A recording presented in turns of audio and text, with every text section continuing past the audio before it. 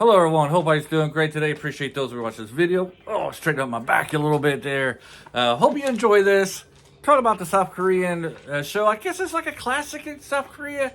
I don't know. I know it's very popular. We're talking about Heirs here. Heirs is kind of like the American Outsiders. They kind of both touch on the same topics. But what I'm really talking about is the actors and their careers. Like if the American Outsiders, because I don't know what country you're gonna watch this, but Outsiders, the American version back in the early 80s, all the stars of the movie became like big time Hollywood stars later on in their careers, big time players. And Heirs is kind of like the same way, like it was the start of a lot of these South Korean actors and actresses who would later become bigger and become like big stars in South Korea, kind of like their beginning, just like how Outsider was the beginning for a lot of actors like Tom Cruise, Emilio Estevez, Matt Dillon, Patrick Swayze. You know, all those people became very big. Diane Lane. Heirs is the same way. You got a lot of these stars, kind of like their beginning, and then it became something a lot bigger and became stars of South Korea. Enough about that. So let's get into Heirs. Heirs is about the children of the very wealthy, and they go to the same school together. Our female lead, though, she's not very wealthy. Her mother is a housemaid who works for one of the wealthy families. I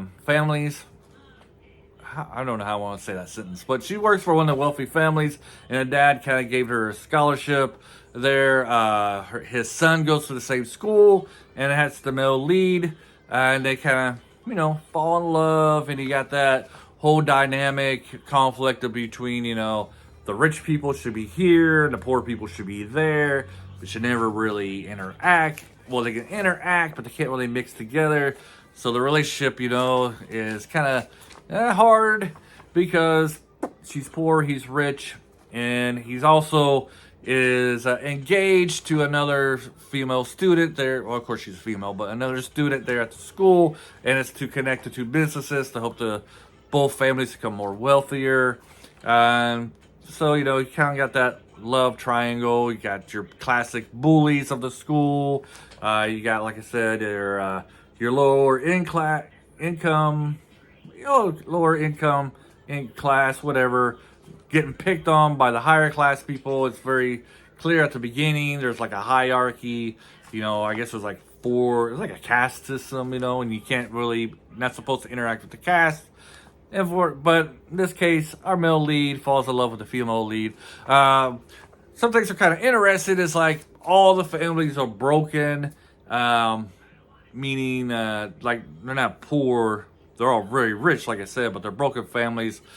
Seems like they all got like single parents. They're divorced. The male leads, his father, his mother is his father's mistress. His father's still married to another woman, but his mom lives with them in the same house. So it's kind of like a weird dynamic. And you kind of see how these broken families has influenced the children that's going to the school. They're all kind of acting out their own way. Our second male lead here, he's a big bully. His dad bullies him. He bullies people at the school.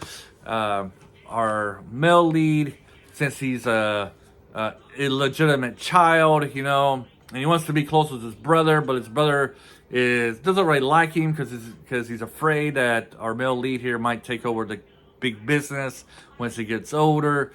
So that kind of hurts him, and that he doesn't want anything to do with power or anything with the company. He's just trying to stay low key.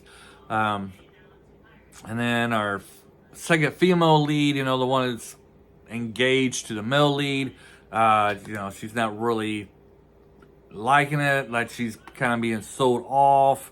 She loves the male lead, but she doesn't really like the circumstance that her mom's trying to marry off just to help the business grow. And plus, her mother is marrying another guy just so that the corporations can combine so they can be wealthy, more wealthy. Like, the parents' goal throughout this whole series is just to gain more power and more money. Like, that's all they're driven by, is power and money. So it's like their only goal in life. And you don't need love, you just need to be rich. That would make you happy.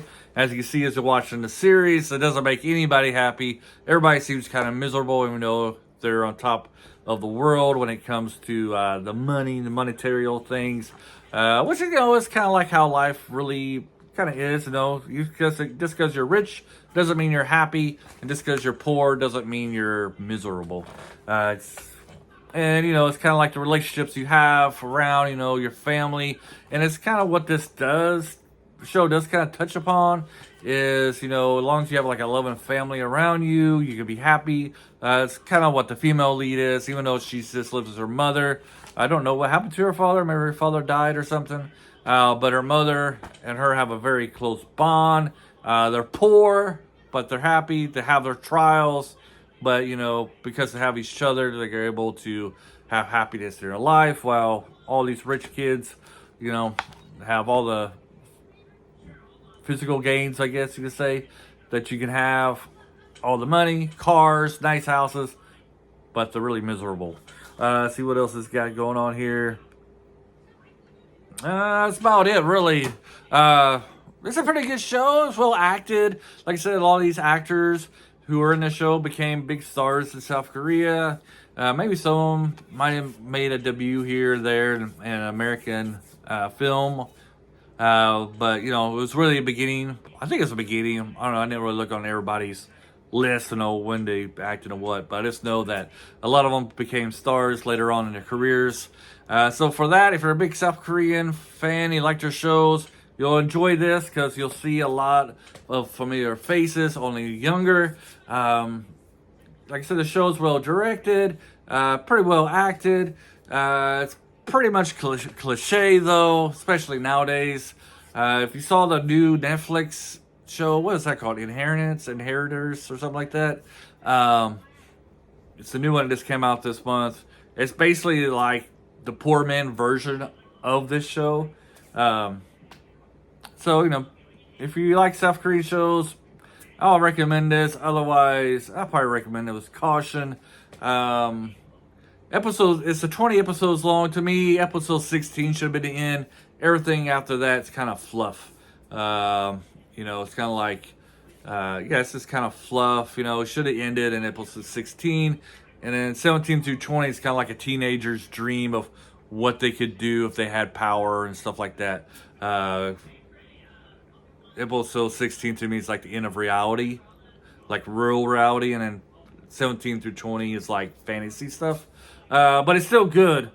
It's just saying, 16 probably should have been the end, and it would have been a sad ending.